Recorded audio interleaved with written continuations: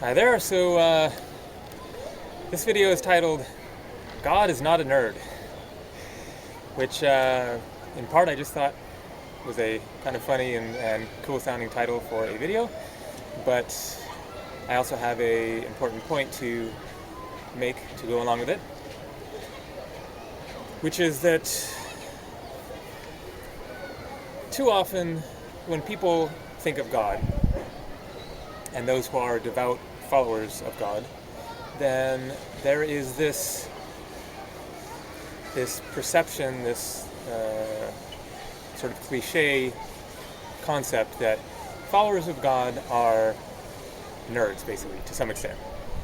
Think of the choir boys dressed up nicely in their collared shirts and nice haircuts and looking very straight-laced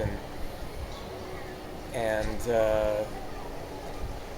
it just kind of seems to go along with saying that you are a devout follower of God, that very often means you are very clean-cut, straight-laced, kind of square, proper, and I think this is totally messed up. Not that there's anything wrong with having a nice haircut and clean look and necessarily looking just nice dressed up in a suit or whatever, but to limit it to that, to say that God expects you to be acceptable, to be clean without anything weird or strange or mysterious or unknown, that you should be just normal. And my conception of God is very different from this. As I expressed in a previous video, my religion is honesty. Then I believe that we should be completely honest as much as we can with who we really are. And who is that? Quite often,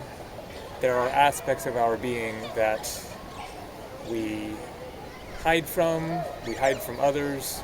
we ignore, deny, repress, in order to fit the view of being acceptable that society expects, and behind that expectation of society, then this image of God expecting us to be nice and good and clean cut and acceptable and all this stuff. And my view is that we should be who we are, whoever that is, despite the expectations of society,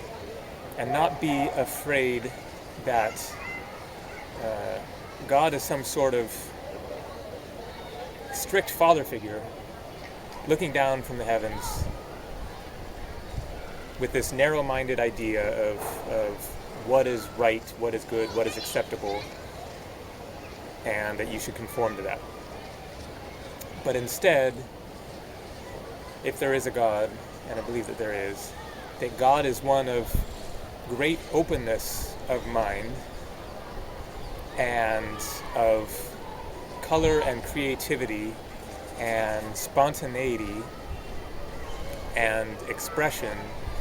and artistic impulses and free-flowing creative energy, and that we should follow that, we should go with that, follow our bliss and our heart, and see where it leads us. And this is the truly honest and open and loving path, is one of openness of being, and that it is not about following some strict set of rules, that if you follow those rules, then therefore you are good in God's eyes and you will be okay and will make it to heaven. but that it is much more important to be honest with who you are and to be brave and courageous in expressing who you are and being open to finding out who you really are. And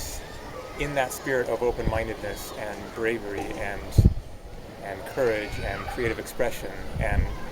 flexibility within your soul, you then have that perspective towards others as well. And so that is where self-love leads to greater love of others, is that when you are accepting of yourself, all aspects of yourself, then you are much more liable to be accepting of others and allowing others to be more free, more real, more honest, more open.